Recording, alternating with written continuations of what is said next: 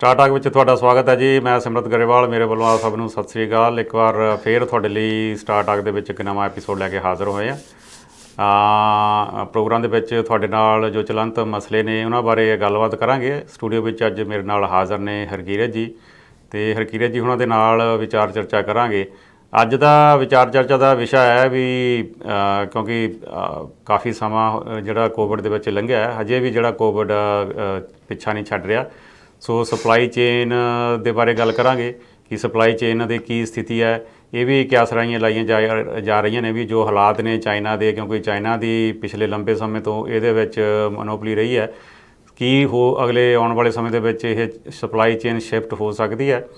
ਅਤੇ ਨਾਲ ਦੀ ਨਾਲ ਜਿਹੜਾ ਕੈਨੇਡਾ ਦੇ ਵਿੱਚ ਇਮੀਗ੍ਰੇਸ਼ਨ ਦੇ ਕੀ ਹਾਲਾਤ ਰਹਿਣਗੇ, ਇਹਦੇ ਬਾਰੇ ਗੱਲ ਕਰਾਂਗੇ ਵੀ 2023 ਦੇ ਵਿੱਚ, ਕਿਉਂਕਿ ਕਿਹਾ ਜਾ ਰਿਹਾ ਵੀ 4,65,000 ਜਿਹੜੇ ਇਮੀਗ੍ਰਾਂਟ ਇਸ ਸਾਲ ਸਰਕਾਰ ਨੇ ਸੱਦਣੇ ਨੇ।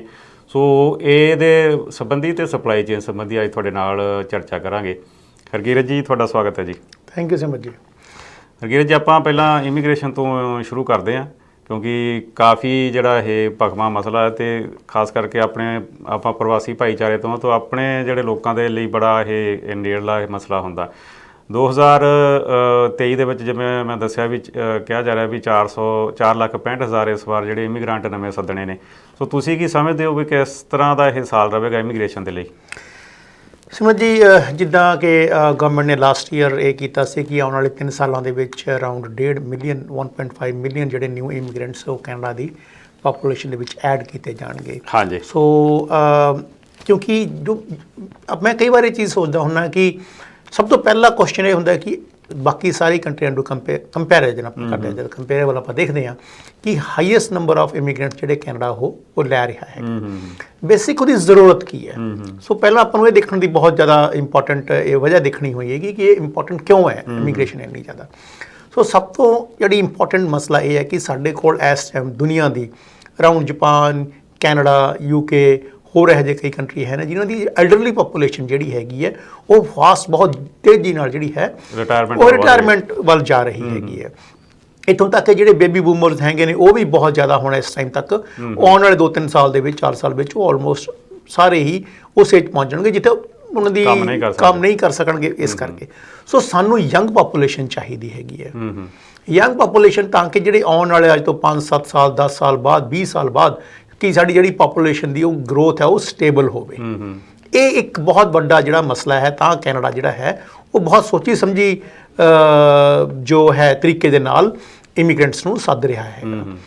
ਲੇਕਿਨ ਇਸ ਦੇ ਵਿੱਚ ਇਹਨੂੰ ਇੱਕ ਸੱਦਣਾ ਇਮੀਗ੍ਰੇਸ਼ਨ ਨੂੰ ਇੱਥੇ ਜੋ ਇੱਕ ਪਾਲਿਸੀਜ਼ ਨੂੰ ਬਣਾਉਣੇ ਹੈਗੇ ਆ, ਉਹ 'ਚ ਇੱਕ ਚੀਜ਼ ਦੇਖਣੀ ਬਹੁਤ ਜ਼ਿਆਦਾ ਇੰਪੋਰਟੈਂਟ ਹੁੰਦੀ ਹੈਗੀ ਹੈ ਕਿ ਜਦ ਵੀ ਕੋਈ ਵੀ ਇਮੀਗ੍ਰੈਂਟ ਕੈਨੇਡਾ ਵਿੱਚ ਆਵੇ ਜਾਂ ਇਮੀਗ੍ਰੇਸ਼ਨ ਦੇ ਅਸੀਂ ਪਾਲਿਸੀਜ਼ ਨੂੰ ਕਰੀਏ ਤਾਂ assimilation of the immigrants to the general population. General characteristics of Canada ਕੀ ਨੇ, ਵੈਦਰ, ਵਰਕ ਕਲਚਰ, ਹਰ ਚੀਜ਼ ਹੈ ਕਿ ਬੇਸਿਕ ਸੋਸ਼ਲ ਸਟ੍ਰੈਟਜੀ ਹੈ ਜਿਹੜੀ ਹੈਗੀ ਹੈ ਜਾਂ ਸੋਸ਼ਲ ਸਟੈਟਾ ਜਿਹੜਾ ਹੈਗਾ ਕਿ ਕਿਸ ਤਰ੍ਹਾਂ ਇਹ ਅਸਿਮੀਲੇਟ ਹੋਣ, ਇਹ ਦੇਖਣਾ ਬਹੁਤ ਇੰਪੋਰਟੈਂਟ ਹੈ। ਸੈਕੰਡ ਨੰਬਰ 'ਤੇ ਆ ਜਾਂਦਾ ਹੈਗਾ ਕਿ ਜਿਹੜੀਆਂ ਫੈਸਿਲਿਟੀਜ਼ ਨੇ, ਐਮਿਨਿਟੀਜ਼ ਨੇ, ਇਨਫਰਾਸਟਰਕਚਰ ਹੈ, ਕੀ ਉਹ ਇਸ ਦੇ ਕਾਬਿਲ ਹੈ, ਉਹ ਇਹਨੂੰ ਇੰਨੇ ਪ੍ਰੈਸ਼ਰ ਨੂੰ ਸਹਾਰ ਪਾਏਗਾ, ਨਹੀਂ ਸਹਾਰ ਪਾਏਗਾ। ਸੋ ਇਹ ਦੇਖਣਾ ਬਹੁਤ ਇੰਪੋਰਟੈਂਟ ਹੋ ਜਾਂਦਾ ਹੈਗਾ।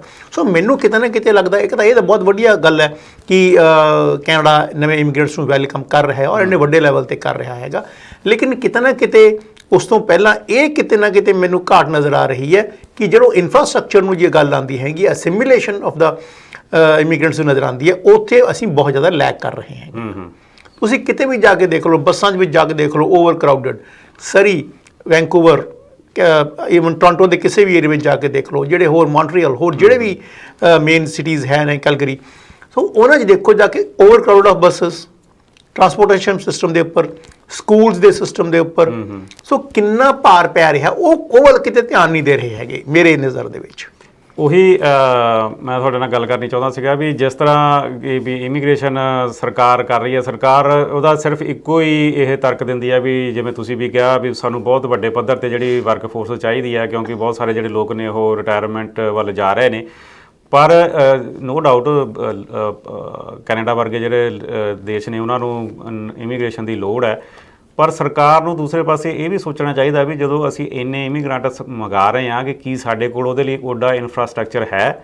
ਹੁਣ ਜੇ ਆਪਾਂ ਚਲੋ BC ਦੀ ਵੀ ਛੱਡੀਏ, ਆਪਾਂ ਜੇ ਆਪਾਂ ਇੱਥੇ ਦੀ ਗੱਲ ਕਰੀਏ, GTA ਦੀ ਗੱਲ ਕਰੀਏ ਜਾਂ GTA ਦੇ ਆਲੇ ਦੁਆਲੇ ਜਿਹੜੇ ਸ਼ਹਿਰ ਨੇ, ਉਹਨਾਂ ਦੇ ਵਿੱਚ ਵੀ ਜੋ ਅੱਜ ਦੇ ਹਾਲਾਤ ਬਣੇ ਹੋਏ ਨੇ, ਜਿਸ ਹਿਸਾਬ ਦੇ ਨਾਲ ਉਹਨਾਂ ਦੀ ਪੋਪੂਲੇਸ਼ਨ ਵੱਧ ਰਹੀ ਹੈ ਤੇ ਉਸ ਹਿਸਾਬ ਦੇ ਨਾਲ ਉਹਨਾਂ ਕੋਲ ਇਨਫਰਾਸਟ੍ਰਕਚਰ ਹੀ ਹੈ ਨਹੀਂ। ਜੇ ਆਪਾਂ ਹੈਲਥ ਦੀ ਗੱਲ ਕਰੀਏ, ਜੇ ਆਪਾਂ ਬਰੈਂਪਟਨ ਦੀ ਗੱਲ ਕਰੀਏ ਜਾਂ ਮਿਸੀਸਾਗਾ ਦੀ ਗੱਲ ਕਰੀਏ, ਜੋ ਅੱਜ ਤੋਂ 15-20 ਸਾਲ ਪਹਿਲਾਂ ਜਿਹੜੇ ਹੈਲਥ ਫੈਸਿਲਿਟੀ ਦੇ ਹਾਲਾਤ ਹੁੰਦੇ ਸੀ ਉਹ ਕਿਤੇ ਬਦਤਰ ਹੋ ਗਏ ਨੇ। ਤੋ ਕੋਵਿਡ ਨੇ ਉਹਦੇ ਵਿੱਚ ਹੋਰ ਜਿਹੜਾ ਅੱਗ ਵਿੱਚ ਤੇਲ ਵਾਲਾ ਘਿਓ ਵਾਲਾ ਕੰਮ ਕੀਤਾ। ਸਮਝੀ ਉਹ ਗੱਲ ਇਹ ਹੈ ਨਾ, ਦੇਖੋ ਆਪਾਂ ਗੱਲ ਕਰਦੇ ਹੈਗੇ ਆ ਕਿ ਇਨਫਲੇਸ਼ਨ ਵੱਧ ਰਹੀ ਹੈਗੀ ਹੈ, ਗਰੋਸਰੀ ਦੇ ਪ੍ਰਾਈਸਿਸ ਕਿੰਨੇ ਵੱਧ ਗਏ ਨੇ, ਹਾਂਜੀ, ਘਰਾਂ ਦੇ ਪ੍ਰਾਈਸਿਸ ਕਿੰਨੇ ਵੱਧ ਗਏ ਨੇ, ਰੀਅਲ ਸਟੇਟ ਮਾਰਕੀਟ ਜਿਹੜੀ ਹੈ ਉਹ 3-fold ਹੋ ਗਈ ਸੀ ਪਿਛਲੇ 12 ਸਾਲਾਂ ਦੇ ਵਿੱਚ। ਅੱਜ ਆਪਾਂ ਕਹਿ ਰਹੇ ਹਾਂ ਕਿ ਉਹ ਅਨਅਫੋਰਡੇਬਲ ਹੋ ਗਈ ਇੱਕ ਨਵੇਂ ਨਿਊ ਫਸਟ ਟਾਈਮ ਹੋਮ ਬਾਇਰ ਬਾਰੇ। ਹਾਂਜੀ, ਲੇਕਿਨ ਇਹ ਦੂਜੇ ਪਾਸੇ ਆਪਾਂ ਇਹ ਦੇਖੀਏ ਕਿ ਅਨਅਫੋਰਡੇਬਲ ਤਾਂ ਹੋ ਹੀ ਗਈ ਹੈ ਬਾਏ ਕਰਨ ਵਾਸਤੇ। ਜੋ ਰੈਂਟਲ ਜੋ ਹੈ ਨੇ ਉਹ ਰੈਂਟ ਡਬਲ ਹੋ ਗਿਆ, ਡਬਲ ਤੋਂ ਵੀ ਟ੍ਰਿਪਲ ਹੋ ਗਿਆ ਹੈਗਾ। ਔਰ ਉਹਦੇ ਨਾਲ ਕੀ ਹੈ, ਜੋ ਸਾਡੀਆਂ ਆਮ ਰਹਿਣ ਦੀਆਂ ਕੰਡੀਸ਼ਨਸ ਨੇ, ਲਿਵਿੰਗ ਕੰਡੀਸ਼ਨਸ ਨੇ, ਉਹ ਬਹੁਤ ਬੱਤਰ ਹੋ ਗਈਆਂ ਹੈਗੀਆਂ ਨੇ। ਉਹਨਾਂ ਵੱਲ ਕੋਈ ਚੀਜ਼ ਧਿਆਨ ਦੇਣਾ ਇਸ ਟਾਈਮ ਜਿਹੜਾ ਸਭ ਤੋਂ ਜ਼ਿਆਦਾ ਲੋੜੀਂਦਾ ਇਹ ਹੈ ਕਿ ਅੱਜ ਤੋਂ 10 ਸਾਲ ਪਹਿਲਾਂ ਜੋ ਸਾਡੀ ਲਿਵਿੰਗ ਕੰਡੀਸ਼ਨਸ ਕੈਨੇਡਾ ਦੀ ਹੈ ਸੀ, ਮੈਂ ਹਮੇਸ਼ਾ ਹੀ ਗੱਲ ਕਰਦਾ ਹੁੰਦਾ ਕਿ ਅਸੀਂ ਉਸ ਸਟੈਂਡਰਡ ਨੂੰ ਮੇਨਟੇਨ ਕਰ ਪਾਵਾਂਗੇ। ਇਹ ਬਹੁਤ ਵੱਡਾ ਕੁਐਸਚਨ ਹੈ ਮੇਰੇ ਦਿਮਾਗ ਦੇ ਵਿੱਚ। ਬਿਲਕੁਲ, ਜਿਵੇਂ ਹੁਣ ਰੈਂਟਲ ਦੀ ਤੁਸੀਂ ਗੱਲ ਕੀਤੀ ਹੈ, ਹੁਣ ਆਪਾਂ ਇਨਫਰਾਸਟ੍ਰਕਚਰ ਦੀ ਗੱਲ ਕਰ ਰਹੇ ਹਾਂ ਵੀ ਹੁਣ ਇੰਨੀ ਵੱਡੀ ਪੱਧਰ ਤੇ ਜਿਹੜੀ ਇਮੀਗ੍ਰੇਸ਼ਨ ਹੋ ਰਹੀ ਹੈ, ਸੋ ਜਿਹੜੀ ਇਮੀਗ੍ਰੇਸ਼ਨ ਵੀ ਕੁਝ ਗਿਣੇ ਚੁਣੇ ਸ਼ਹਿਰਾਂ ਦੇ ਵਿੱਚ ਹੀ ਹੋ ਰਹੀ ਹੈ। ਜੇ ਆਪਾਂ ਗੱਲ ਕਰੀਏ GT ਦੇ ਵਿੱਚ ਬਹੁਤ ਵੱਡੇ ਪੱਧਰ ਤੇ, ਅੰਟਾਰੀਓ ਦੇ ਵਿੱਚ ਕੈਨੇਡਾ ਨਾਲੋਂ ਜੇ ਆਪਾਂ ਕੰਪੇਅਰ ਕਰੀਏ ਤਾਂ ਅੰਟਾਰੀਓ ਦੇ ਵਿੱਚ ਬਹੁਤ ਜ਼ਿਆਦਾ ਜਿਹੜੇ ਇਮੀਗ੍ਰੈਂਟ ਆਉਂਦੇ ਨੇ ਜੇ ਟੋਟਲ ਸਾਲ ਦੀ ਜਿਹੜੀ ਇਮੀਗ੍ਰੇਸ਼ਨ ਹੁੰਦੀ ਹੈ। ਸੋ ਉਹਦੇ ਹਿਸਾਬ ਦੇ ਨਾਲ ਹੁਣ ਜਿਵੇਂ ਪਿਛਲੇ ਦਿਨਾਂ ਦੇ ਵਿੱਚ, ਜਿਵੇਂ ਹੁਣ ਤੁਸੀਂ ਵੀ ਗੱਲ ਕੀਤੀ ਹੈ ਵੀ ਘਰ ਜਿਹੜੇ ਲੈਣਾ ਬੜਾ ਅਫੋਰਡੇਬਲ ਨਹੀਂ ਹੈਗਾ, ਬਹੁਤ ਅਨਅਫੋਰਡੇਬਲ ਹੋ ਗਿਆ। ਤੇ ਇਹ ਹੁੰਦਾ ਸੀ ਪਹਿਲਾਂ ਵੀ ਚਲੋ ਬੰਦਾ ਰੈਂਟ ਤੇ ਰਹਿ ਲਊਗਾ, ਪਰ ਜੋ ਅੱਜ ਹਾਲਾਤ ਬਣੇ ਹੋਏ ਨੇ ਰੈਂਟ ਦੇ, ਲੋਕ ਜਿੱਥੇ ਅੱਗੇ 2500 ਦੇ ਵਿੱਚ ਪੂਰਾ ਘਰ ਆ ਜਾਂਦਾ ਸੀ ਉੱਪਰਲਾ 2-3 ਬੈਡਰੂਮ ਦਾ, ਹੁਣ ਇਕੱਲੀ ਬੇਸਮੈਂਟ 2200 ਨੂੰ ਮਿਲ ਰਹੀ ਹੈ। ਸੋ ਲੋਕਾਂ ਲਈ ਬੜੀ ਇਹ ਮੁਸ਼ਕਲ ਬਣੀ ਹੋਈ ਹੈ ਵੀ ਅਸੀਂ ਆਉਣ ਵਾਲੇ ਸਮੇਂ ਦੇ ਵਿੱਚ ਕਿਵੇਂ ਸਰਵਾਈਵ ਕਰਾਂਗੇ। ਤੇ ਦੂਸਰਾ ਇਸ ਸਾਲ ਜਿਹੜਾ ਮੰਦਵਾੜੇ ਦਾ ਵੀ ਹੁਣ ਜਿਹੜੀ ਤਲਵਾਰ ਲਮਕ ਰਹੀ ਹੈ ਵੀ ਸ਼ਾਇਦ ਜਿਹੜਾ ਮੰਦਵਾੜਾ ਵੀ ਇਸ ਵਾਰ ਆ ਜਾਵੇ। ਇਹ ਤੁਹਾਡੇ ਕਹਿਣ ਦਾ ਮੁਤਾਬਕ ਹੈ ਜੋ ਰਿਸੈਸ਼ਨ ਦਾ ਜੋ ਹੈ, ਸ਼ਾਇਦ ਮੰਦਵਾੜਾ ਜਿਹੜਾ ਸ਼ਬਦ ਹੈ ਉਹ ਬਹੁਤ ਲੋਕਾਂ ਨੂੰ ਨਾ ਸਮਝ ਆਵੇ। ਸੋ ਜਦੋਂ ਆਪਾਂ ਗੱਲ ਕਰਦੇ ਹਾਂ ਰਿਸੈਸ਼ਨ ਦੀ, ਆਲ ਓਵਰ ਦਾ ਵਰਲਡ, ਜਿਹੜਾ ਵਰਲਡ ਬੈਂਕ ਹੈ ਉਹਨੇ ਇਹ ਕਿਹਾ ਕਿ ਜਿਹੜੀ ਗਰੋਥ ਹੈ GDP ਦੀ 1.7% ਹੈ ਵਰਲਡ ਦੀ ਜਿਹੜੀ ਹੈ ਗਰੋਥ ਉਹ। ਸੋ ਇਹ ਮਾਈਲਡ ਰਿਸੈਸ਼ਨ ਬਾਰੇ ਆਪਾਂ ਗੱਲ ਕਰ ਰਹੇ ਹੈਗੇ ਹਾਂ।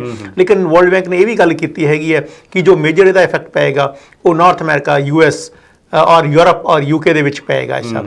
ਔਰ ਜਿਹੜੇ ਕੰਟਰੀ ਹੈ ਤੋਂ ਬਚ ਜਾਣਗੇ ਉਹ ਹੋਣਗੇ ਜਿਵੇਂ ਕਿ ਮਿਡਲ ਈਸਟਰਨ ਕੰਟਰੀ ਨੇ ਹੈਗੇ, ਸਾਊਥ ਏਸ਼ੀਅਨ ਕੰਟਰੀ ਹੈ ਨੇ, ਉਹਨਾਂ ਤੋਂ ਇਹ ਉਹਨਾਂ ਦੀ ਜਿਹੜੀ ਇਕਨੋਮੀ ਹੈ ਉਹ ਜਿਹੜੀ ਗਰੋਥ ਹੈ ਉਹ ਮਾਈਲਡ ਤੋਂ ਲੈ ਕੇ ਸਟਰੋਂਗ ਹੈਗੀ ਹੈ ਇਸ ਟਾਈਮ ਤੱਕ। ਸੋ ਦੇਖਿਆ ਜਾਵੇ ਤਾਂ ਹੀ ਇਹ ਚੀਜ਼ ਦਾ ਜਿਹੜਾ ਜੋ ਡਿਵਰਸੀਫਿਕੇਸ਼ਨ ਜਿਹੜੀ ਹੈ ਉਹ ਕਿਵੇਂ ਕਰਦਾ ਵਰਲਡ ਬੈਂਕ, ਜੋ ਦੇਖਦਾ ਕਿਵੇਂ ਹੈ ਉਸ ਚੀਜ਼ ਨੂੰ, ਤਾਂ ਉਹਦੀ ਉਹ ਰਿਪੋਰਟ ਹਰ ਸਾਲ ਜੋ ਦਿੰਦਾ ਹੈਗਾ, ਉਹਦੀ ਰਿਪੋਰਟ ਦੇ ਆਧਾਰਿਤ ਮੈਂ ਇਹ ਗੱਲ ਕਰ ਰਿਹਾ ਹਾਂ। ਸੋ ਆਪਾਂ ਇਹ ਗੱਲ ਕਰੀਏ ਕਿ, ਲੇਕਿਨ ਮੈਂ ਇਹ ਗੱਲ ਸੋਚਦਾ ਸਿਮਰਤ ਜੀ ਕਿ ਜਿੱਦਾਂ ਪਹਿਲਾਂ ਗੱਲ ਕਰ ਰਹੇ ਸੀ ਕਿ ਸ਼ਾਇਦ ਕੈਨੇਡਾ ਦੇ ਵਿੱਚ ਰਿਸੈਸ਼ਨ ਤਾਂ ਆਉਣ ਦਾ ਹੈ, ਲੇਕਿਨ ਉਹ ਰਿਸੈਸ਼ਨ ਬੜਾ ਅਜੀਬ ਤਰ੍ਹਾਂ ਦਾ ਰਿਸੈਸ਼ਨ ਹੋਏਗਾ। ਇਨਫਲੇਸ਼ਨ ਕਰਕੇ ਜੋ ਰੇਟ ਆਫ ਗਰੋਸਰੀਜ਼ ਨੇ ਜਾਂ ਬਾਕੀ ਕਮੋਡਿਟੀਜ਼ ਦੇ ਰੇਟਸ ਨੇ ਉਹ ਸ਼ਾਇਦ ਵੱਧ ਸਕਦੇ ਨੇ, ਬਟ ਜੋ ਆਮ ਇੱਕ ਹਾਊਸਿੰਗ ਮਾਰਕੀਟ ਹੈ ਉਹ ਸ਼ਾਇਦ ਜਿਹੜਾ ਕ੍ਰੈਪਸ ਕਰੇ ਉਹ ਨਾ ਕਰੇ, ਉਹ ਬੜੀ ਸੌਫਟ ਲੈਂਡਿੰਗ ਹੋਏਗੀ ਕਿਉਂਕਿ ਡਿਮਾਂਡ ਐਂਡ ਸਪਲਾਈ ਦਾ ਸਾਰਾ ਚੱਕਰ ਹੈ ਇਹ। ਔਰ ਜਿੱਥੇ ਡਿਮਾਂਡ ਇੰਨੀ ਜ਼ਿਆਦਾ ਹੋਏਗੀ ਔਰ ਸਪਲਾਈ ਬਿਲਕੁਲ ਨਹੀਂ ਹੈਗੀ ਹੈ, ਇੱਥੋਂ ਤੱਕ ਕਿ ਜਿੰਨੇ ਵੀ ਪੁਰਾਣੇ ਪ੍ਰੋਜੈਕਟ ਸੀ ਜਿਹੜੇ ਕਿ ਬਿਲਡਰਸ ਕਰ ਰਹੇ ਸੀ, ਨਵੇਂ ਪ੍ਰੋਜੈਕਟ, ਨਵੇਂ ਨਿਊ ਯੂਨਿਟਸ ਦੇ, ਉਹ ਵੀ ਉਹਨਾਂ ਨੇ ਬੰਦ ਕਰ ਦਿੱਤੇ ਹਨ ਬਿਕੋਜ਼ ਆਫ ਦਾ ਇਨਫਲੇਸ਼ਨ। ਸੋ ਜੇ ਇਹ ਸਪਲਾਈ ਉਹ ਨਹੀਂ ਹੋਏਗੀ ਔਰ ਡਿਮਾਂਡ ਇੰਨੀ ਜ਼ਿਆਦਾ ਹੋਏਗੀ, ਸੋ ਮੈਨੂੰ ਨਹੀਂ ਲੱਗਦਾ ਹੈਗਾ ਕਿ ਆਉਣ ਵਾਲੇ ਟਾਈਮ ਦੇ ਵਿੱਚ ਜਾਂ ਕੈਨੇਡਾ ਵਿੱਚ ਖਾਸ ਕਰਕੇ ਜੋ ਹਾਊਸਿੰਗ ਮਾਰਕੀਟ ਹੈ ਉਹ ਕਿਸੇ ਗੱਲ ਨੈਗੇਟਿਵ ਉਹਦੇ ਆਪਾਂ ਦੇਖਿਆ ਜਾ ਸਕਦਾ ਹੈਗਾ ਉਸ ਚੀਜ਼ ਬਾਰੇ। ਨਹੀਂ, ਹਾਂ ਬਿਲਕੁਲ, ਜਿਵੇਂ ਤੁਸੀਂ ਕਹਿ ਰਹੇ ਹੋ ਵੀ ਕਿ ਚਲੋ ਹਾਊਸਿੰਗ ਮਾਰਕੀਟ ਜੋ ਅੱਜ ਦੇ ਹਾਲਾਤ ਨੇ ਉਹ ਭਾਵੇਂ ਉਹ ਲੱਗ ਰਿਹਾ ਵੀ ਕਾਫੀ ਸਲੋ ਡਾਊਨ ਹੋ ਗਈ ਹੈ ਮਾਰਕੀਟ, ਪਰ ਦੂਸਰੇ ਪਾਸੇ ਕਿਉਂਕਿ ਇਹ ਹੁੰਦਾ ਵੀ ਆਸ ਦੇ ਨਾਲ ਦੁਨੀਆ ਚੱਲਦੀ ਹੈ, ਸੋ ਜਦੋਂ ਜਿਹੜੇ ਮਾਹਰ ਨੇ ਉਹ ਕਹਿੰਦੇ ਨੇ ਜੀ ਜਿਸ ਹਿਸਾਬ ਦੇ ਨਾਲ ਇਮੀਗ੍ਰੇਸ਼ਨ ਇੱਥੇ ਹੋ ਰਹੀ ਹੈ ਵੀ ਹਾਊਸਿੰਗ ਮਾਰਕੀਟ ਕਦੇ ਵੀ ਜਿਹੜੀ ਕੈਨੇਡਾ ਦੀ ਉਹ ਕ੍ਰੈਸ਼ ਨਹੀਂ ਕਰੇਗੀ ਤੇ ਲਗਾਤਾਰ ਉਹਦੇ ਵਿੱਚ ਜਿਹੜੇ ਹੋ ਸਕਦਾ 2023 ਥੋੜਾ ਮੰਦਾ ਰਹੇ ਪਰ 2024 ਦੇ ਵਿੱਚ ਜ਼ਰੂਰ ਦੁਬਾਰਾ ਲੀਹਾਂ ਤੇ ਆਏਗੀ। ਪਰ ਗੱਲ ਇਹ ਹੈ ਵੀ ਸਰਕਾਰ ਇਹਦੇ ਲਈ ਕੀ ਕਰ ਰਹੀ ਹੈ? ਸਰਕਾਰ ਦੇ ਮੈਨੂੰ ਲੱਗ ਨਹੀਂ ਰਿਹਾ ਵੀ ਕੋਈ ਇਸ ਤਰ੍ਹਾਂ ਦੀ ਕੋਈ ਠੋਸ ਨੀਤੀਆਂ ਨੇ ਇਸ ਚੀਜ਼ ਨੂੰ ਅੱਗੇ ਵਧਾਉਣ ਲਈ। ਇਸ ਸਿਚੁਏਸ਼ਨ ਤੱਕ ਲਿਆਉਣ ਦਾ ਜੋ ਮੈਂ ਕਹਿਣਾ ਵੀ ਇਸ ਕੰਡੀਸ਼ਨਲ, ਹਾਂ ਬਿਲਕੁਲ ਕੰਡੀਸ਼ਨਲ ਜੋ ਕੰਡੀਸ਼ਨਸ ਇਸ ਤਰ੍ਹਾਂ ਹੈ ਨੇ ਉਹ ਸਰਕਾਰ ਖੁਦ ਮੇਰੇ ਹਿਸਾਬ ਨਾਲ ਉਹਨਾਂ ਨੂੰ ਅਣਦੇਖਾ ਕੀਤਾ ਗਿਆ ਤਾਂ ਹੀ ਇੱਥੇ ਆਈਆਂ ਨੇ ਕੰਡੀਸ਼ਨਸ ਇਹ। ਚਾਹੇ ਉਹ ਮਾਰਗੇਜ ਦੀ ਗੱਲ ਕਰੀਏ, ਚਾਹੇ ਉਹ ਇੱਕ ਸਿੰਪਲ ਐਗਜ਼ਾਮਪਲ ਹੈ ਕਿ ਜਿਹੜੇ ਘਰ ਦੀ ਅਪਰੇਜ਼ਲ ਅੱਜ ਤੋਂ 1 ਮਿਲ ਦੇ ਘਰ ਦੀ ਉਹ 1.3 ਦੀ ਹੋ ਰਹੀ ਸੀ, ਅੱਜ ਦੂਸਰੇ ਘਰ ਦੀ ਅਪਰੇਜ਼ਲ 9 ਲੱਖ ਦੀ ਹੋ ਰਹੀ ਹੈ। ਤੁਸੀਂ ਇੱਕ ਦਿਨ ਦੇ ਵਿੱਚ ਉਹਦੀ ਅਪਰੇਜ਼ਲ ਇੱਦਾਂ ਕਿੰਨਾ ਵੱਡਾ ਕਰ ਸਕਦੇ ਹੋ? ਔਰ ਇੱਕ ਦਿਨ ਦੇ ਵਿੱਚ ਜਿਹੜਾ ਘਰ ਦੀ ਮਾਰਗੇਜ ਹੈਗੀ, ਜਿਹੜਾ ਘਰ ਦੀ ਕੀਮਤ ਜਾਂ ਅਪਰੇਜ਼ਲ 1 ਮਿਲੀਅਨ ਦੀ ਹੋਈ ਆ, ਉਹਦੀ ਮਾਰਗੇਜ ਹੋ ਰਹੀ ਹੈ 1.2 ਮਿਲੀਅਨ ਦੀ। ਇਹ ਕੁਐਸਚਨਸ ਆਪਾਂ ਨਹੀਂ ਕੀਤੇ ਕਿਉਂਕਿ ਅਸੀਂ ਅੱਖਾਂ ਬੰਦ ਕਰਕੇ ਬੈਠੇ ਹੋਏ ਸੀ, ਕੋਈ ਕੁਐਸਚਨ ਨਹੀਂ ਕਰ ਰਿਹਾ ਸੀ। ਉਹ ਠੀਕ ਹੈ ਜੀ ਵੈਦੀ ਗੰਗਾ ਵਿੱਚ ਸਾਰੇ ਹੱਥ ਧੋ ਲਓ, ਲੇਕਿਨ ਹੁਣ ਲੋਕਾਂ ਨੂੰ ਪੁੱਛ ਕੇ ਦੇਖੋ ਕਿ ਉਹ ਕਿੰਨਾ ਅਫੋਰਡ ਕਰ ਪਾ ਰਹੇ ਨੇ। ਔਰ ਮੈਂ ਗੱਲ ਕਿਸੇ ਐਕਸਪਰਟ ਨਾਲ ਗੱਲ ਕਰ ਰਿਹਾ ਸੀ, ਉਹ ਇਹ ਕਹਿ ਰਹੇ ਸੀ ਕਿ ਆਉਣ ਵਾਲੇ 2 ਜਾਂ 3 ਮਹੀਨੇ ਵਿੱਚ ਤੁਹਾਨੂੰ ਕਲੀਅਰ ਕੱਟ ਪਤਾ ਲੱਗ ਜਾਏਗਾ ਕਿਉਂਕਿ ਜੋ ਸਰਵਾਈਵਲ ਲੋਕਾਂ ਦਾ ਹੈ ਉਹਨਾਂ ਨੂੰ 2-3 ਮਹੀਨੇ 'ਚ ਪਤਾ ਲੱਗ ਜਾਏਗਾ। ਔਰ ਇੱਥੋਂ ਤੱਕ ਕਿ ਜਨਵਰੀ ਵਿੱਚ ਸ਼ਾਇਦ 0.25 ਹੋਰ ਰੇਟ ਆਫ ਇੰਟਰਸਟ ਵਧਣ ਦੇ ਚਾਂਸਸ ਲੱਗ ਰਹੇ ਨੇ ਮੈਨੂੰ, ਔਰ ਜੇ ਚਾਂਸਸ ਵਧਾ ਦਿੰਦੇ ਨੇ ਤਾਂ ਹੋਰ ਪ੍ਰੋਬਲਮ ਆਉਣ ਵਾਲੀ ਹੈ ਆਉਣ ਵਾਲੇ ਟਾਈਮ ਦੇ ਵਿੱਚ ਸਾਨੂੰ। ਬਿਲਕੁਲ, ਤੁਸੀਂ ਦੇਖ ਰਹੇ ਹੋ ਸਟਾਰ ਟਾਕ। ਇੱਕ ਛੋਟੀ ਜਿਹੀ ਬ੍ਰੇਕ ਲੈਣੇ, ਉਸ ਤੋਂ ਬਾਅਦ ਫਿਰ ਤੁਹਾਡੀ ਸੇਵਾ ਵਿੱਚ ਹਾਜ਼ਰ ਹੋਵਾਂਗੇ। ਤੁਸੀਂ ਦੇਖਦੇ ਰਹੋ Punjab star TV star talk show. ਤੁਸੀਂ ਦੇਖ ਰਹੇ ਹੋ ਸਟਾਰ ਟਾਕ, ਮੈਂ ਸਿਮਰਤ ਗਰੇਵਾਲ, ਮੇਰੇ ਨਾਲ ਸਟੂਡੀਓ ਵਿੱਚ ਹਾਜ਼ਰ ਨੇ ਹਰਕੀਰਤ ਜੀ। ਤੁਹਾਡੇ ਨਾਲ ਗੱਲਬਾਤ ਕਰ ਰਹੇ ਹਾਂ ਇਮੀਗ੍ਰੇਸ਼ਨ ਅਪਡੇਟਸ, ਇਸ ਸਾਲ ਦੇ ਵਿੱਚ ਕੀ ਹਾਲਾਤ ਰਹਿਣਗੇ, ਤੇ ਦੂਸਰਾ ਸਪਲਾਈ ਚੇਨ ਦੀ ਗੱਲ ਕਰਾਂਗੇ ਤੁਹਾਡੇ ਨਾਲ। ਵੀ ਕਿਹਾ ਜਾ ਰਿਹਾ ਵੀ ਹੋ ਸਕਦਾ ਹੈ ਆਉਣ ਵਾਲੇ ਸਮੇਂ ਦੇ ਵਿੱਚ ਜਿਹੜੀ ਸਪਲਾਈ ਚੇਨ ਹੈ ਚਾਈਨਾ ਤੋਂ ਸ਼ਿਫਟ ਹੋ ਕੇ ਹੋਰ ਵੱਖਰੇ ਦੇਸ਼ਾਂ ਦੇ ਵਿੱਚ ਚਲੀ ਜਾਵੇ। ਅੱਛਾ ਹਰਕੀਰਤ ਜੀ, ਆਪਾਂ ਗੱਲ ਕਰ ਰਹੇ ਸੀ ਕਿ ਘਰਾਂ ਦੀ ਮਾਰਕੀਟ ਦੀ। ਸੋ ਜੋ ਅੱਜ ਦੇ ਹਾਲਾਤ ਬਣੇ ਹੋਏ ਨੇ, ਜਿਵੇਂ ਤੁਸੀਂ ਵੀ ਪਹਿਲਾਂ ਕਿਹਾ ਵੀ ਜੇ ਇਹ ਸਰਕਾਰ ਇਹਦੀ ਪ੍ਰੋਪਰ ਇਹਦੀ ਪਾਲਿਸੀ ਬਣਾਉਂਦੀ, ਕੋਈ ਸਟ੍ਰੈਟਜੀ ਬਣਾਉਂਦੀ, ਤਾਂ ਜੋ ਅੱਜ ਹਾਲਾਤ ਨੇ ਉਹ ਨਹੀਂ ਸੀ ਹੋਣੇ। ਹੁਣ ਜੋ ਬੈਂਕ ਆਫ ਕੈਨੇਡਾ ਨੇ ਇੱਕੋ ਸਾਲ ਦੇ ਵਿੱਚ ਹੀ ਜਿਹੜਾ 7 ਵਾਰੀ ਇੰਟਰਸਟ ਰੇਟ ਵਧਾਇਆ, ਉਹ ਤਾਂ ਉਹਨਾਂ ਨੂੰ ਪਹਿਲਾਂ ਹੀ ਪਤਾ ਸੀਗਾ ਵੀ ਆਉਣ ਵਾਲੇ ਸਮੇਂ ਦੇ ਵਿੱਚ ਇਹ ਜਿਹੜੀ ਮੁਸ਼ਕਲ ਆਉਣੀ ਹੈ। ਤਾਂ ਪਹਿਲਾਂ 2-3 ਸਾਲ ਉਹਨਾਂ ਨੇ ਕਿਉਂ ਨਹੀਂ ਇਸ ਬਾਰੇ ਜਿਹੜੀ ਕੋਈ ਜਾਗੇ ਜਾਂ ਉਹਨਾਂ ਨੇ ਕੋਈ ਠੋਸ ਨੀਤੀ ਬਣਾਈ? ਦੇਖੋ ਸਿਮਰਤ ਜੀ, ਦੇਖੋ ਗੱਲ ਇਹ ਹੈ ਕਿ ਠੋਸ ਨੀਤੀ ਦੀ ਗੱਲ ਇਹ ਹੈ, ਉਹ ਇੱਕ ਸ਼ਾਰਟ ਟਰਮ ਪਾਲਿਸੀ ਲੈ ਕੇ ਚੱਲੇ ਹੋਏ ਨੇ ਕਿ ਠੀਕ ਹੈ ਜਿੰਨੇ ਵੱਧ ਤੋਂ ਵੱਧ ਅਸੀਂ ਇਮੀਗ੍ਰੈਂਟ ਇੱਥੇ ਬੁਲਾ ਲਈਏ। ਇਮੀਗ੍ਰੈਂਟ ਬਣਾਉਣ ਤੋਂ ਬਾਅਦ ਇਹ ਜਿਹੜੀ ਫਾਈਨੈਂਸ਼ੀਅਲ ਮਾਰਕੀਟ ਹੈ, ਹਾਊਸਿੰਗ ਮਾਰਕੀਟ ਹੈ, ਇਹਨੂੰ ਅਸੀਂ ਬਾਹਰ 'ਚ ਦੇਖ ਲਾਂਗੇ। ਠੀਕ ਹੈ ਨਾ। ਉਸ ਟਾਈਮ ਲੋਕਾਂ ਨੂੰ ਕਹਿ ਰਹੇ ਸੀ ਵੀ ਠੀਕ ਹੈ ਤੁਸੀਂ you can buy any property, ਕਿਉਂਕਿ ਆਉਣ ਵਾਲੇ ਟਾਈਮ ਦੇ ਵਿੱਚ ਅਸੀਂ ਬੜਾ ਇਹਨੂੰ ਐਟਮੋਸਫੇਅਰ ਜਿਹੜਾ ਹੈ ਉਹ ਕੋਰਡੀਅਲ ਕਰ ਦਿਆਂਗੇ ਤੁਹਾਨੂੰ ਕੋਈ ਵੀ ਪ੍ਰਾਪਰਟੀ ਬਾਈ ਕਰਨ ਵਾਸਤੇ। ਸੋ ਇੱਕ ਆਮ ਜਿਹੜਾ ਇਮੀਗ੍ਰੈਂਟ ਆਉਂਦਾ ਹੈਗਾ ਉਹ ਸ਼ਾਇਦ ਇਸ ਚੀਜ਼ ਨੂੰ ਅੱਜ ਇਹ ਸੋਚੇ ਕਿ ਕਿਉਂਕਿ ਆਪਾਂ ਥਰਡ ਵਰਲਡ ਕੰਟਰੀ ਤੋਂ ਆਉਂਦੇ ਹਾਂ ਤਾਂ ਸਾਡਾ ਪਹਿਲਾ ਜਿਹੜਾ ਸੁਪਨਾ ਹੁੰਦਾ ਕਿ ਆ ਕੇ ਇੱਕ ਘਰ ਲਈਏ, ਠੀਕ ਹੈ ਨਾ।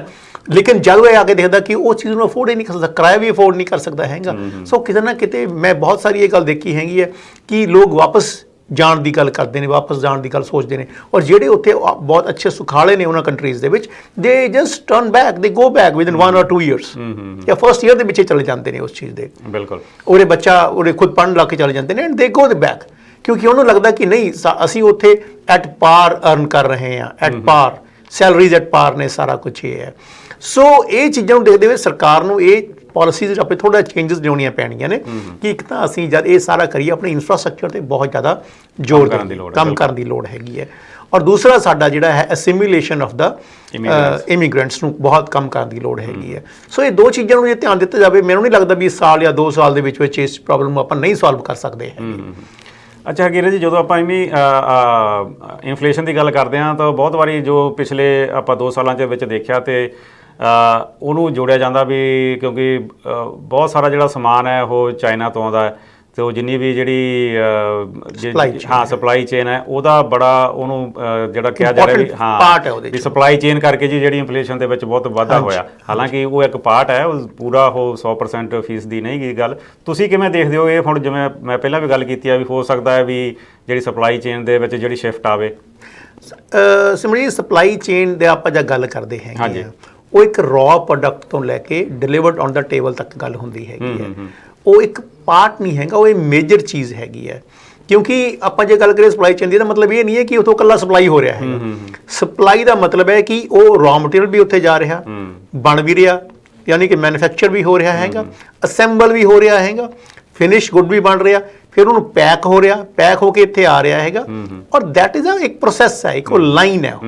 ਦੈਟਸ ਵਾਈ ਇੱਕ ਸਪਲਾਈ ਚੇਨ ਜਿਹੜੀ ਹੈ ਉਹ ਚੇਨ ਹੈ, ਇੱਕ ਹਰ ਚੀਜ਼ ਨਾਲ ਜੁੜੀ ਹੋਈ ਹੈਗੀ ਹੈ। ਠੀਕ ਹੈ। ਪਿਛਲੇ 30 ਈਅਰਸ 3 ਦਹਾਕਾਂ ਤੋਂ ਜਿਹੜਾ ਚਾਈਨਾ ਸੀ ਉਹ ਇਹਦਾ ਮੇਜਰ ਉਹ ਚੰਕ ਜਿਹੜਾ ਚਾਈਨਾ ਤੋਂ ਆਕਾ ਹੋ ਰਿਹਾ ਸੀ, ਇਸ ਸਭ ਚੀਜ਼ ਦਾ ਮੈਨੂਫੈਕਚਰਿੰਗ ਹੋ ਰਹੀ ਸੀ, ਹਰ ਤਰ੍ਹਾਂ ਦੀ ਮੈਨੂਫੈਕਚਰਿੰਗ ਹੋ ਰਹੀ ਸੀ। ਲੇਕਿਨ ਇਹ ਜਿਹੜਾ ਸ਼ੁਰੂ ਕੀਤਾ ਸਾਰਾ ਉਸ ਚੀਜ਼ ਨੂੰ ਚਾਈਨਾ ਨੂੰ ਟਾਰਗੇਟ ਕੀਤਾ, ਉਹ ਸਾਡੇ ਜਿਹੜੇ ਗੁਆਂਢੀ ਪ੍ਰੈਜ਼ੀਡੈਂਟ ਹੈ ਸੀ ਡੋਨਾਲਡ ਟਰੰਪ ਸਾਹਿਬ ਨੇ ਕੀਤਾ ਸੀ। ਇਹ ਉਹਨਾਂ ਨੇ ਕਿਹਾ ਸੀ ਕਿ ਮੇਡ ਇਨ ਅਮਰੀਕਾ ਦਾ ਅਸੀਂ ਕਰਨਾ ਚਾਹੁੰਦੇ ਹੈਗੇ ਆ, ਔਰ ਇਹਨਾਂ ਨੇ ਉਹ shifting of the supply chain ਉਹਨਾਂ ਨੇ ਸ਼ੁਰੂ ਕੀਤੀ ਸੀ। ਸੋ ਅੱਜ ਦੀ ਡੇਟ ਵਿੱਚ ਜਿਹੜੀ ਇਹ ਸਾਰੀ ਸ਼ਿਫਟਿੰਗ, ਔਰ ਫਿਰ ਬਾਈਡਨ ਸਾਹਿਬ ਨੇ ਵੀ ਇਸ ਚੀਜ਼ 'ਤੇ ਥੋੜ੍ਹਾ ਜਿਹਾ ਕੰਮ ਕੀਤਾ ਹੈਗਾ। ਔਰ ਇਹ ਸਾਰੀ ਜਿਹੜੀ ਚੀਜ਼ ਹੈ ਕਿ ਅੱਜ ਬਹੁਤ ਸਾਰੇ ਇੰਪੋਰਟੈਂਟ ਕੰਟਰੀ ਦੇ ਮੈਂ ਨਾਂ ਲਵਾਂਗਾ, India, Malaysia, Thailand, Bangladesh, Indonesia, Vietnam, ਇਹ ਉਹ ਕੰਟਰੀ ਨੇ ਜਿੱਥੋਂ ਕਿ ਜਿਹੜੀ ਸਾਰੀ ਸਪਲਾਈ ਚੇਨ ਹੈ ਉਹ ਸ਼ਿਫਟ ਹੋ ਕੇ ਇਹਨਾਂ ਕੰਟਰੀ ਵਿੱਚ ਜਾ ਰਹੀ ਹੈਗੀ ਹੈ। ਤੁਸੀਂ ਸੋਚੋਗੇ ਵੀ ਆਉਣ ਵਾਲੇ ਟਾਈਮ ਦੇ ਵਿੱਚ 2025 ਦੇ ਵਿੱਚ every one iPhone in 4 will be manufactured in India। ਠੀਕ ਹੈ। ਸੋ ਇਹ ਇੰਡੀਆ ਵਾਸਤੇ ਮੈਂ ਇਹ ਗੱਲ ਸ਼ਾਇਦ ਪਿਛਲੇ ਸਾਲ ਅੱਜ ਤੋਂ 7-8 ਮਹੀਨੇ ਪਹਿਲਾਂ ਕਹੀ ਸੀ ਕਿ ਜੇ ਮੋਦੀ ਸਾਹਿਬ ਇਹ ਚੀਜ਼ ਚਾਹੁੰਦੇ ਨੇ ਕਿ ਇਹ ਸਾਰਾ ਬਹੁਤ ਵਧੀਆ ਮੌਕਾ ਹੈਗਾ ਇੰਡੀਆ ਨੂੰ ਇਮਰਜ ਕਰਨ ਦਾ as a biggest supplier, biggest ਜਿਹੜਾ ਮੈਨੂਫੈਕਚਰਡ ਐਜ਼ ਵੈਲ ਐਜ਼ ਜਿਹੜਾ ਪੈਕੇਜਿੰਗ ਕਰਨ ਦਾ ਹੱਬ ਬਣਦਾ ਉਸ ਚੀਜ਼ ਦਾ, ਸਪਲਾਈ ਚੇਨ ਦਾ। ਔਰ ਸ਼ਾਇਦ ਉਹਨਾਂ ਨੇ ਮੇਰੀ ਗੱਲ ਕਿਤੇ ਸੁਣ ਲਈ ਹੋਣੀ ਹੈ ਔਰ ਉਸ ਚੀਜ਼ 'ਤੇ ਕੰਮ ਕੀਤਾ ਗਿਆ। ਔਰ ਅੱਜ 8 ਮਹੀਨੇ ਬਾਅਦ ਜਾਂ 10 ਮਹੀਨੇ ਬਾਅਦ ਮੈਂ ਉਸ ਜਿਹੜਾ ਗੱਲ ਕਹੀ ਸੀ ਅੱਜ ਉਹਦਾ ਪ੍ਰਤੱਖ ਰੂਪ ਸਾਹਮਣੇ ਆ ਰਿਹਾ ਹੈਗਾ ਕਿ ਐਪਲ ਵਰਗੇ ਜਿਹੜੇ ਜਾਇੰਟਸ ਨੇ, ਸੈਮਸੰਗ ਵਰਗੇ ਜਿਹੜੇ ਜਾਇੰਟਸ ਨੇ, ਉਹ ਇੰਡੀਆ ਤੋਂ ਮੈਨੂਫੈਕਚਰ ਕਰਵਾ ਰਹੇ ਨੇ ਚੀਜ਼ਾਂ ਹੈਗੀਆਂ ਨੇ। ਔਰ ਜਿੰਨਾ ਵੀ ਗਾਰਮੈਂਟਸ ਦਾ ਜਿਹੜਾ ਹੈਗਾ ਸਾਰਾ, ਖਾਸ ਕਰਕੇ ਜਿਹੜਾ ਕਾਟਨ ਬੇਸ ਜਿਹੜਾ ਵੀ ਪ੍ਰੋਡਕਟਸ ਹੈਗੇ ਨੇ, ਉਹ ਬੰਗਲਾਦੇਸ਼, ਮਲੇਸ਼ੀਆ, ਥਾਈਲੈਂਡ, ਇੰਡੋਨੇਸ਼ੀਆ ਜਿਹੜੇ ਟ੍ਰੋਪੀਕਲ ਕੰਟਰੀਜ਼ ਨੇ ਉਹਨਾਂ ਤੋਂ ਇਹ ਮੈਨੂਫੈਕਚਰ ਕਰਾ ਕੇ ਆ ਰਿਹਾ ਹੈਗਾ। ਸੋ ਮੈਨੂੰ ਲੱਗਦਾ ਕਿ ਆਉਣ ਵਾਲੇ 2 ਸਾਲ ਦੇ ਵਿੱਚ ਚਾਈਨਾ ਨੂੰ 50% ਜਿਹੜਾ ਹੈ ਉਹ ਜਿਹੜਾ ਪ੍ਰੋਸੈਸਿੰਗ ਹੈ ਸਾਰੀ ਉਹ ਜਾਂ ਮੈਨੂਫੈਕਚਰਿੰਗ ਹੈ ਉਹ ਬਾਕੀ ਸਾਰੇ ਕੰਟਰੀ 'ਚ ਡਿਸਟਰੀਬਿਊਟ ਕੀਤੀ ਜਾਏਗੀ ਔਰ ਚਾਈਨਾ 'ਤੇ ਜਿਹੜੀ ਡਿਪੈਂਡੈਂਸੀ ਉਹ ਬਹੁਤ ਜ਼ਿਆਦਾ ਘੱਟ ਜਾਏਗੀ। ਔਰ India will be the major chunk holder in this, ਜਿਹੜਾ ਕਿ ਜਿੱਥੋਂ ਕਿ ਸਪਲਾਈ ਚੇਨ ਜਾਂ ਮੈਨੂਫੈਕਚਰਿੰਗ ਔਰ ਜਾਂ ਸਪਲਾਈ ਹੋਏਗੀ ਉਹ ਉਹਦਾ ਮੇਜਰ ਫਾਇਦਾ ਲੈਣਗੇ ਉਸ ਚੀਜ਼ ਦਾ। ਕਿਉਂਕਿ ਜਿਵੇਂ ਗੱਲ ਕੀਤੀ ਹੈ, ਹਾਂ ਇਹ ਵੀ ਆਪਾਂ ਪਿਛਲੇ ਦਿਨਾਂ ਦੇ ਵਿੱਚ ਵੀ ਦੇਖਿਆ ਵੀ ਇੰਡੀਆ ਨੂੰ ਵੱਡੇ ਪੱਧਰ ਤੇ ਦੇਖਿਆ ਜਾ ਰਿਹਾ ਵੀ ਜਿਹੜਾ ਇਹ ਚਾਈਨਾ ਦਾ ਬਦਲ ਹੋ ਸਕਦਾ, ਪਰ ਬੀਤੇ ਦੇ ਵਿੱਚ ਇਹ ਵੀ ਨਹੀਂ ਗਾ ਵੀ ਇਹਨਾਂ ਦੇਸ਼ਾਂ ਤੋਂ, ਜਿਵੇਂ ਜਿੰਨੇ ਵੀ ਤੁਸੀਂ ਦੇਸ਼ ਲਏ ਨੇ, ਨਾਂ ਲਏ ਨੇ, ਇਹਨਾਂ ਦੇਸ਼ਾਂ ਤੋਂ ਅਜੇ ਵੀ ਜਿਹੜਾ ਸਮਾਨ ਬਾਹਰਲੇ ਵਿਕਸਿਤ ਦੇਸ਼ਾਂ ਨੂੰ ਨਹੀਂ ਆਉਂਦਾ। ਬਹੁਤ ਸਾਰੇ ਦੇਸ਼ਾਂ 'ਚੋਂ ਸਮਾਨ ਆਉਂਦਾ ਪਰ ਉਨੀ ਮਾਤਰਾ 'ਚ ਨਹੀਂ ਆਉਂਦਾ ਜਿੰਨੀ ਮਾਤਰਾ 'ਚ ਚਾਈਨਾ ਤੋਂ ਆਉਂਦਾ। ਪਰ ਦੂਸਰੇ ਪਾਸੇ ਜਦੋਂ ਇੰਡੀਆ ਦੀ ਰਿਪਲੇਸਮੈਂਟ ਆਪਾਂ ਦੇਖਦੇ ਹਾਂ ਚਾਈਨਾ ਦੀ, ਪਰ ਦੂਸਰੇ ਪਾਸੇ ਇਹ ਵੀ ਗੱਲ ਹੈ ਵੀ ਇੰਡੀਆ ਨੂੰ ਵੀ ਜਿਹੜਾ ਆਪਣਾ ਇਨਫਰਾਸਟ੍ਰਕਚਰ ਉਸ ਹਿਸਾਬ ਦੇ ਨਾਲ ਬਣਾਉਣਾ ਪਵੇਗਾ ਜੋ ਚਾਈਨਾ ਨੇ ਬਣਾਇਆ। ਦੂਸਰਾ ਇੱਕ ਵੱਡੀ ਗੱਲ ਉੱਥੇ ਕਰਪਸ਼ਨ ਦੀ ਹੈ ਵੀ ਜੋ ਜਿਸ ਕੁਆਲਿਟੀ ਦਾ ਸਮਾਨ ਬਾਹਰਲੇ ਦੇਸ਼ਾਂ ਲਈ ਚਾਹੀਦਾ ਹੁੰਦਾ, ਕਈ ਵਾਰੀ ਉਹਦੇ ਵਿੱਚ ਜਿਹੜਾ ਕੰਪਰੋਮਾਈਜ਼ ਕੀਤਾ ਜਾਂਦਾ। ਸਿਮਰਨ ਜੀ ਦੇਖੋ, ਚਾਈਨਾ ਨੇ ਇਹ ਜਿਹੜੀ ਚਾਈਨਾ ਅੱਜ ਤੋਂ ਅਰਾਊਂਡ ਮੈਂ 80s ਦੀ 70s ਦੀ ਉਦੋਂ ਪਹਿਲਾਂ ਦੀ ਗੱਲ ਕਰ ਰਹਾ ਤਾਂ ਚਾਈਨਾ ਵਾਜ਼ ਅ ਪੀਸੈਂਟ ਕੰਟਰੀ, ਮਤਲਬ ਕਿ ਯਾਨੀ ਕਿ ਉਹ ਇੱਕ ਗਰੀਬ ਕਿਸਾਨਾਂ ਦਾ ਕੰਟਰੀ ਸੀ। ਬਟ ਉਹਨੇ ਆਪਣੀ ਪਾਲਿਸੀਜ਼ ਦੇ ਵਿੱਚ ਇੰਨਾ ਇੱਕ ਦਹਾਕੇ ਦੇ ਵਿੱਚ, ਇੱਕ ਡੈਕੇਡ ਦੇ ਵਿੱਚ ਇੰਨਾ ਚੇਂਜਸ ਲਿਆਤਾ ਐਂਡ ਦੇ ਸਟਾਰਟਡ ਟੂ ਕਿ ਉਹਨਾਂ ਨੇ ਕਿੱਦਾਂ ਸ਼ੁਰੂ ਕੀਤਾ।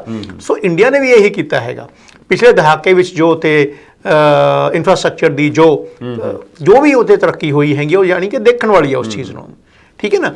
ਔਰ ਦੂਸਰੀ ਗੱਲ ਇਹ ਹੈ ਕਿ ਕਰਪਸ਼ਨ ਦੀ ਜਿਹੜੀ ਤੁਸੀਂ ਗੱਲ ਕਰ ਰਹੇ ਹੋ ਹੈਗੀ।